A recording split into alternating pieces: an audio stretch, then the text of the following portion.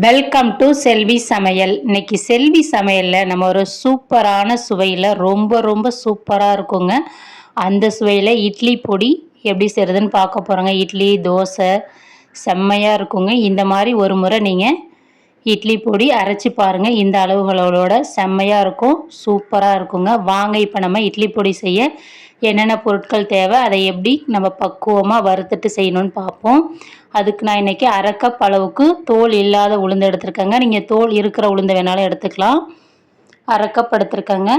1/4 cup அளவுக்கு துவரம்பருப்பு எடுத்துருக்கேன். நம்ம குழம்பு வைப்போம்ல அந்த துவரம்பருப்பு. கடலைப்பருப்பு 1/4 கப். 1/4 கப் புழுங்கல் அரிசி. 1/4 கப் பொட்டுக்கடலைங்க. உளுந்து மட்டும் அரை கப், மற்றது எல்லாமே 1/4 கப்புங்க.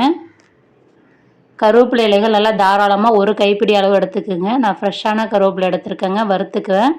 நான் ஒரு 12 காஞ்ச மிளகாய் எடுத்துருக்கேங்க. உங்கள் காரத்துக்கு தகுந்த மாதிரி நீங்கள் கூட குறைய சேர்த்துக்கலாம்.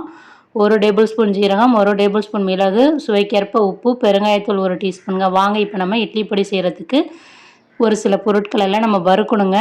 அந்த பொருட்கள் எல்லாத்தையுமே வறுத்துக்கலாம். அடுப்பான் பண்ணிவிட்டு ஒரு பேன் வச்சுக்கலாம். அந்த பேனில் நம்ம எடுத்து வச்சுருக்கிற உளுந்தை ஆட் பண்ணிவிட்டு நல்லா செவக்க வறுத்து எடுத்துக்கலாங்க. ரொம்ப கருகிடக்கூடாது. செவக்க இந்த மாதிரி லைட் கோல்டன் ப்ரௌனாக வந்தால் எடுத்துடணுங்க. இப்போ நமக்கு உளுந்து கரெக்டாக வறுபட்டுருச்சு. இதை நம்ம ஒரு பிளேட்டுக்கு கொட்டிக்கலாங்க. பிளேட்டில் கொட்டிட்டு நல்லா ஆறட்டுங்க. அதுக்குள்ளேயே நம்ம மற்ற பொருட்களே வறுத்துக்கலாம். அதே வாணலில் 1/4 கப் அளவுக்கு கடலை பருப்பு ஆட் பண்ணிவிட்டு நல்லா வறுத்துக்குங்க. ரொம்ப கருப்பாக விடக்கூடாது. லைட்டாக சூடேறி லைட் கோல்டன் ப்ரௌன் கலர் வரப்பே எடுத்துடணுங்க. இந்த அளவுக்கு வந்தால் போதும். அதையும் இப்போ நம்ம ஒரு பிளேட்டுக்கு வந்து மாற்றிக்கலாங்க. ஒரு நல்ல அகலமான தாம்பாளத்துக்கு மாற்றிக்கிங்க. நல்லா ஆறணும். அதனால் இப்போ அதே வாணலில் 1/4 கப் அளவுக்கு புழுங்கல் அரிசி வச்சுருக்கோங்க. புழுங்கல் அரிசி ஆட் பண்ணிக்கலாம். நீங்கள் பச்சை அரிசி சேர்க்க வேணாம். புழுங்கல் அரிசி ஆட் பண்ணிவிட்டு நல்லா பொன்னிறமாக வறுத்துக்கலாங்க. நம்ம பொரி அரிசிலாம் பொரித்து சாப்பிடுவோம் பார்த்தீங்களா, அந்த அளவுக்கு நல்லா பக்குவமாக அரிசியை நல்லா வறுத்துருங்க. இந்த அளவுக்கு கரெக்டாக வறுபட்ட பிறகு அதையும் நம்ம அந்த தாம்பாளத்துக்கு மாற்றிக்கலாங்க. மாற்றிட்டு திரும்ப அதே வாணலில் 1/4 கப் அளவுக்கு துவரம் பருப்புங்க. நம்ம சாம்பார் வைப்போம்ல அந்த துவரம் பருப்பு ஆட் பண்ணிக்கலாம். ஆட் பண்ணிவிட்டு அதையும் நல்லா லைட் கோல்டன் ப்ரௌன் கலர் ஆகிற வரையும் வறுத்துக்கலாங்க. வறுத்தாச்சு பாருங்கள். இப்போ நல்லா நிறம் மாறி வந்துருச்சு. இதையும் நம்ம தாம்பாளத்துக்கு ட்ரான்ஸ்ஃபர் பண்ணி ஆற விட்டுக்கலாங்க. திரும்ப அதே வாணலில் நம்ம வச்சுருக்கிற காய்ந்த மிளகாயை வந்து வறுத்துக்கணுங்க. அதனால் சுவைக்கேற்ப உப்பு ஆட் பண்ணிவிட்டு காஞ்ச மிளகாவை வறுக்கும்போது காஞ்ச மிளகாய் வந்து நெடி ஏறாத இருக்குங்க, காரம் ஏறாத இருக்கும். அதனால் வந்து அந்த உப்பை நான் இந்த ஸ்டேஜில் சேர்த்து வறுத்துக்கிறேங்க. பாருங்கள், மிளகாலாம் நல்லா உப்பி வறுபட்டு வந்துருச்சு. உங்களுக்கு கலர் வேணுன்னா நீங்கள் காஷ்மீரி சில்லி ஆட் பண்ணிக்கலாம். நான் நார்மலான மிளகாய் தாங்க ஆட் பண்ணியிருக்கேன். இப்போ நல்லா வறுத்த பிறகு உப்பையும் காய்ந்த மிளகாயும் ஒரு தாம்பாளத்தில் ட்ரான்ஸ்ஃபர் பண்ணிடலாங்க. திரும்ப அதே கடாயில் நம்ம வச்சுருக்கிற பொட்டுக்கடலையில் லைட்டாக சூடு பண்ணிக்கிங்க. ரொம்ப சூடு பண்ண அவசியம் இல்லை. லைட்டாக சூடு மட்டும் ஆனால் போதும். இப்போ பொட்டுக்கடலை நல்லா சூடாகிடுச்சு. சூடான பிறகு அதையும் நம்ம தாம்பாளத்துக்கு வந்து ட்ரான்ஸ்ஃபர் பண்ணிக்கலாங்க. திரும்ப அதே கடாயில் நம்ம வச்சுருக்க ஜீரகம், மிளகு சேர்த்து நல்லா ஒரு நிமிஷம் நல்லா பொரிய விட்டுக்குங்க. நல்லா டப்பு டப்புன்னு பொரிஞ்சு வரும். அந்தளவுக்கு பொரிஞ்ச பிறகு பெருங்காயத்தூள் ஆட் பண்ணிக்கிங்க.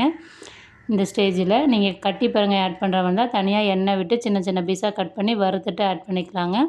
பெருங்காயத்தூள் ஆட் பண்ணுறப்ப இந்த மாதிரி மிளகு ஜீரகத்தை கூட ஆட் பண்ணிவிடுங்க. வறுப்பட்ட பிறகு அதையும் ஒரு தாம்பாளத்துக்கு எடுத்து ட்ரான்ஸ்ஃபர் பண்ணிக்கலாங்க. திரும்ப வந்து நம்ம ஒரு கைப்பிடி அளவுக்கு நல்லா ஃப்ரெஷ்ஷான கருவேப்பிலை வச்சுருக்கோங்க. அந்த கருவேப்பிலையை வந்து வறுத்துக்கலாங்க. நீங்கள் வெயிலில் வேணாலும் காய வச்சு எடுத்துக்கலாங்க. எனக்கு வெயிலில் காய வைக்க நேரம் இல்லை. அதனால் நான் இந்த மாதிரி ஃப்ரெஷ்ஷான கருவேப்பிலையை எடுத்து மிதமான தீயில் வச்சு நல்லா மொறுமொறுன்னு வர வரையும் இந்த மாதிரி கலர் மாறி வரணுங்க.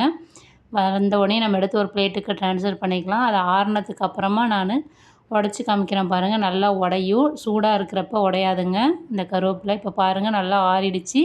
நம்ம எல்லா பொருளையும் வறுத்துட்டோம். இப்போ நான் கருவேப்பிலை எடுத்து நசுக்கி காமிக்கிறேன். நல்லா உடையுது பாருங்கள், மொறுமொறுன்னு இருக்குது. காஞ்ச மிளகாய் ரொம்ப நீளமாக இருக்குங்க. அதனால் நான் இந்த மாதிரி சின்ன சின்னதாக சிசரை வச்சு கட் பண்ணிக்கிறேங்க. அப்போ தான் மிக்சியில் அரைக்கிறப்ப மாட்டாமல் எளிமையாக நமக்கு பவுடராகி வரும். காஞ்ச மிளகாவை கட் பண்ணி போட்ட பிறகு இப்போ எல்லா பொருளும் நல்லா ஆறிடுச்சிங்க. ஆறின பிறகு நல்லா மிக்ஸ் பண்ணிக்கிறேன். மிக்ஸ் பண்ணிவிட்டு ஒரு மிக்ஸி ஜாரில் கொஞ்சம் கொஞ்சமாக, நான் சின்ன மிக்ஸி ஜார் தாங்க எனக்கு பவுடராக அரைக்கும். அதனால் நான் சின்னதில் போட்டு நல்லா அரைச்சி எடுத்துக்கிறேங்க. உங்கள் வீட்டில் பெருசாக இருந்ததுன்னா நீங்கள் பெரிய மிக்சியில் சேர்த்து அரைச்சிக்கலாங்க. இப்போ நான் அரைச்சி எடுத்துகிட்டு வந்துட்டு பாருங்கள். கொஞ்சம் கொரப்பாக தாங்க இருக்கணும், ரொம்ப நைஸாக இருக்கக்கூடாது. அப்போ தான் நம்ம அந்த நல்லெண்ணெயில் சேர்த்து சாப்பிட்றப்ப டேஸ்ட்டு சூப்பராக இருக்குங்க. ரொம்ப நைஸாக அரைச்சிட்டேன்னா அது வந்து அரிசி மாவு பவுடர் பண்ணால் அப்படி அந்த மாதிரி ஆகிடுங்க. இப்போ நான் எல்லாத்தையும் அரைச்சி எல்லா இட்லி பொடியும் வறுத்ததெல்லாம் அரைச்சி ரெடி பண்ணிவிட்டேன். இப்போ நல்லா நான் மிக்ஸ் பண்ணிக்கிறேங்க ஒரு தடவை. ஏன்னா நான் தனித்தனியாக அரைச்சி நான் கொட்டியிருக்கிறதுனால ஒரு தடவை மிக்ஸ் பண்ணிக்கிறேன். நீங்கள் ஒரே தடவையில் அரைச்சிங்கன்னா தேவையில்ல. உப்பு வந்து ஒரு உப்பு நல்லா தூக்கலாக இருக்கணுங்க, அப்போ தான் சூப்பராக இருக்கும்.